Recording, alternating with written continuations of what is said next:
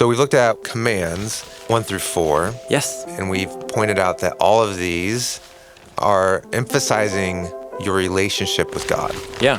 Honor me alone. Don't make any physical representations of God. Don't carry the name of Yahweh your Elohim for a futile purpose. And honor the seventh-day rest. That's commands 1 through 4. Humans relating to God. What's interesting is commands 6 through 10, don't kill, don't adulterize, don't steal, and don't bear false witness, don't covet or desire what isn't yours. Those are all very clearly like about you and other humans. And then in between them is command number 5, the hinge between how you relate to God and how you relate to your neighbor. Honor your father and your mother so that your days may be prolonged in the land which Yahweh your Elohim gives you. How you relate to God is really connected to how you relate to these two humans. Yeah.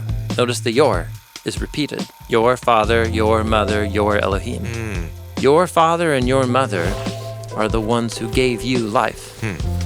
And your Elohim is the one who gives you a land where you can have life. Right. So how I relate to somebody who generated and sustained my existence, that's a unique relationship, and that needs to be treated in a special way. Yeah. And that special way is called honor. It comes from the Hebrew verb kabbed. It means to be heavy, to have physical weight. Okay. Weightiness or like gravity. Totally. It's important. Yeah, it's meaningful. So you treat them as having significance.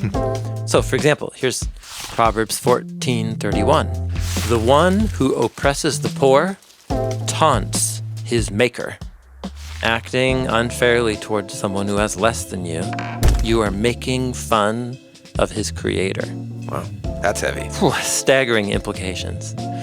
But then the one who is generous to the needy honors him. You're saying you're worth having something. But then also you are honoring the creator of that person. So honoring your parents is about respecting them. Yeah. However, honoring can and does refer in the Hebrew Bible to sharing and generosity and economic support. So what is very interesting is that is certainly how Jesus took this command right here. He says, listen, Moses said, honor your father and mother. But you say that if anyone says to his father and mother, hey, mom and dad, I know you were expecting to get support from me in your old age, but the money that I set aside to do that for you, I dedicated it as a gift to God to offer to the temple. Sorry. And so there apparently was a loophole where what you give to your parents could be lessened to prioritize that money as a gift to God. Okay. And Jesus is like, that's so backwards. Jesus is pretty frustrated. Honoring your father and mother, I think for Jesus, is how you honor God. They cared for you and generated you, and you can reciprocate that care for them. And something about that reciprocation of care results in prolonged days in the land.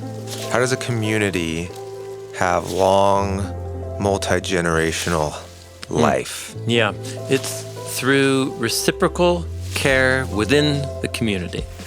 So our parents gave us life when they were young, and we can help sustain their life when they're old.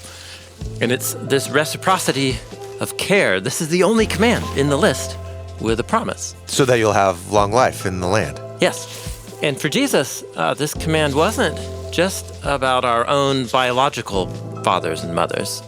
I think what made the early Jesus movement so socially powerful was how they created a sense of family bonds beyond the actual physical lineage and kinship. And so Jesus actually wants us to expand the scope of the fifth commandment. The people of God are to esteem the elderly. Yeah. And take care of widows and honor all of those who gave us life. And when we do that, we honor God and we create a community that thrives.